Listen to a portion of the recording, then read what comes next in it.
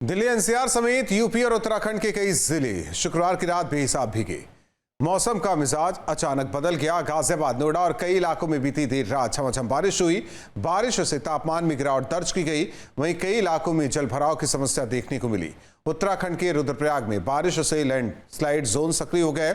Highway पर मलबा आने से लंबा जाम लग गया।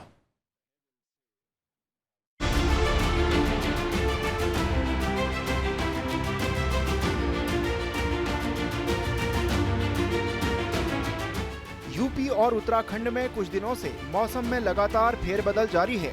ज्यादातर इलाकों में तेज हवाएं चलने और कुछ इलाकों में गरज चमक के साथ बारिश होने से लोगों को भीषण गर्मी से राहत मिली है। हालांकि आंधी से दुर्घटनाएं भी बढ़ी हैं। मौसम विज्ञान विभाग ने रविवार को भी उत्तर प्रदेश के करीब 46 जिलों में बारिश के साथ बिजली गिरने और 40 से 45 किलोमीटर प्रति घंटे की रफ्तार से हवाएं चलने का अलर्ट जारी किया है। लखनऊ समेत पूर्वी यूपी में आज से नौतपा की शुरुआत हो रही है, लेकिन इस बार मौसम कुछ अलग और अधिक सक्रिय दिखेगा। मौसम विभाग के मुताबिक 30 और 31 मई को पूर्वी यूपी में तेज बारिश और तेज हवाओं का असर रहेगा। अरब सागर में बने शक्ति चक्रवात की वजह से नम हवाओं का सिलसिला चल रहा है, जिससे नौतपा के दौरान आंधी, बारिश और ओले पड़ने की संभावना बन गई है। इस बार तापमान 40 डिग्री सेल्सियस से ऊपर जाने की उम्मीद नहीं है, जो कि राहत भरा है। इस बार नौतपा 2 जून तक चलेगा। गर्मी के दौरान नौतपा के 9 दिन ऐसे होते हैं जिनमें साल भर में सबसे ज्यादा गर्मी पड़ती है। इस बार नौतपा में किस तरीके के हालात रहने वाले हैं, हमारे साथ बात करने के लिए मौसम विशेषज्ञ doctor S N Sunil Pandey ji उनसे बात करते हैं। सर, ये बताइए, जिस तरीके से नौतपा के बारे में कहा जाता है कि इन दिनों में बहुत ज्यादा गर्मी पड़ती है, क्या कारण रहता है इसका?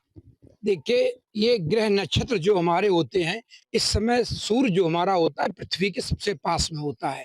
इसलिए ये पिछले सालों से चला आ रहा है कि नौतपा में अधिक गर्मी पड़ेगी। लेकिन अब की बार जो स्थितियां बन रही हैं, जिस तरह मानसून जेट की स्पीड से आगे बढ़ रहा है और उसी के साथ बहुत से ऐसे सिस्टम हैं जो इसी अगले हफ्ते में इंटरकनेक्ट होने वाले हैं। उसमें WD है और चक्रवात है। इसी के साथ शक्ति नाम का जो हमारा निम्न दबाव का क्षेत्र बनने जा रहा है वो भी है। इन सब बातों की वजह से हमारे पूरे दक्षिण भारत, आधा मध्य प्रदेश, आधा गुजरात, उत्तर प्रदेश, बिहार और पूर्वोत्तर में तो भारी बारिश की संभावना है। तो बादलों की आवाजाही बनी रहेगी। उसी के साथ जो तापमान है वो 40 के ऊपर जाने की संभावना बहुत कम दिख रही है पूर्वी उत्तर प्रदेश में। और लेकिन जो गर्मी की फीलिंग है, गर्मी की फीलिंग हीट इंडेक्स की वजह से तापमान तो 37, 38 और 39 डिग्री के रहेंगे, लेकिन जो फीलिंग होगी वो 42, 43 और 44 डिग्री की बनी रहेगी।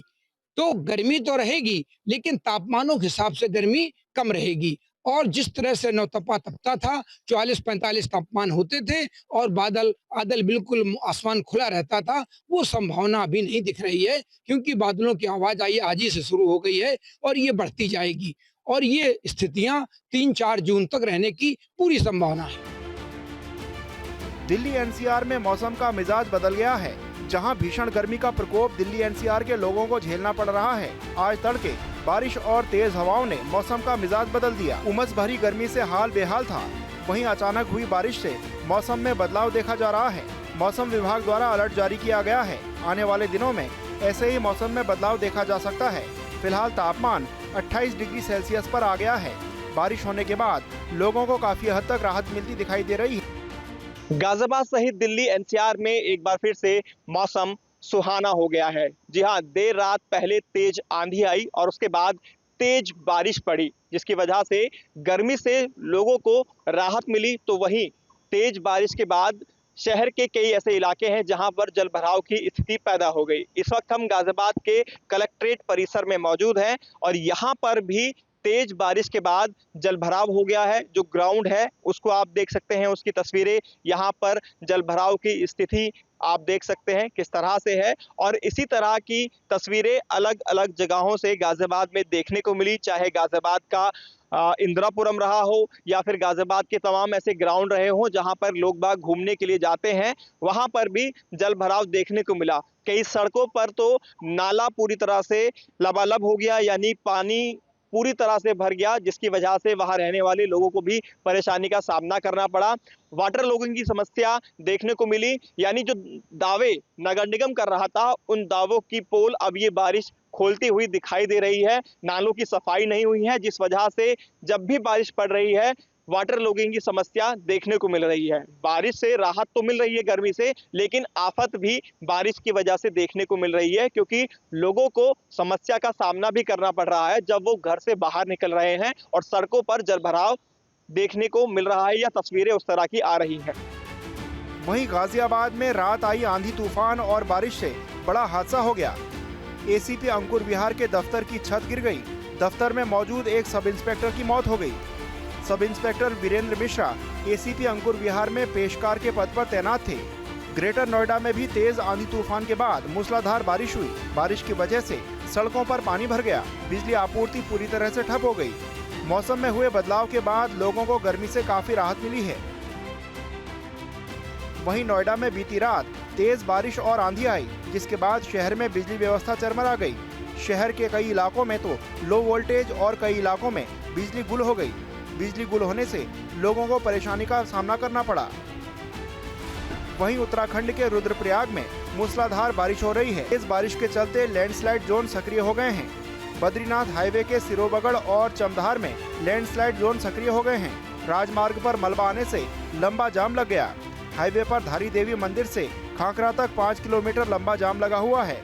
वाहन रेंग रेंग कर चल रहे हैं। 3 दशक से रुद्रप्रयाग चमोली की जनता के साथ ही चारधाम यात्रियों के लिए सिरोबगढ़ लैंडस्लाइड जोन नासूर बन गया है। पपड़ासू खाकरा बाईपास निर्माण का कार्य भी 6 सालों से अधर में लटका हुआ है। वहीं लक्सर में भी मौसम का मिजाज बदल गया है। आसमान में काले बादल छाए हैं। सुबह से लगातार हो रही झमाझम बारिश से तापमान में गिरावट आई है, जिससे लोगों को गर्मी से राहत मिली है। बारिश से किसानों के चेहरे खिल गए हैं। ग्रीष्मकालीन बारिश से किसानों की फसलों को लाभ होगा। मौसम विभाग ने यूपी के सोनभद्र, मिर्जापुर, चंदौली, वाराणसी, गाजीपुर, आजमगढ़, मऊ, बलिया, देवरिया, गोरखपुर समेत कई जिलों में गरज चमक और बिजली गिरने की चेतावनी जारी की है। वहीं मौसम विभाग ने सोनभद्र, मिर्जापुर, चंदौली, वाराणसी, गाजीपुर, आजमगढ़, मऊ, बलिया और देवरिया समेत कई जिलों में 40 से 50 किलोमीटर प्रति घंटे की रफ्तार से तेज हवाएं चलने का अनुमान जताया है। गाजियाबाद सहित दिल्ली एनसीआर में एक बार फिर से मौसम सुहाना हो गया है। जी हाँ, देर रात पहले तेज आंधी आई और उसके बाद तेज बारिश पड़ी, जिसकी वजह से गर्मी से लोगों को राहत मिली। तो वहीं तेज बारिश के बाद शहर के कई ऐसे इलाके हैं जहां पर जलभराव की स्थिति पैदा हो गई। इस वक्त हम गाजियाबाद के कलेक्ट्रेट परिसर में मौजूद हैं और यहां पर भी तेज बारिश के बाद जलभराव हो गया है। जो ग्राउंड है उसको आप देख सकते हैं, उसकी तस्वीरें। यहाँ पर जलभराव की स्थिति आप देख सकते हैं किस तरह से है और इसी तरह की तस्वीरें अलग अलग जगहों से गाजियाबाद में देखने को मिली, चाहे गाजियाबाद का इंदिरापुरम रहा हो या फिर गाजियाबाद के तमाम ऐसे ग्राउंड रहे हों जहां पर लोग बाग घूमने के लिए जाते हैं, वहां पर भी जलभराव देखने को मिला। कई सड़कों पर तो नाला पूरी तरह से लबालब हो गया, यानी पानी पूरी तरह से भर गया, जिसकी वजह से वहां रहने वाले लोगों को भी परेशानी का सामना करना पड़ा।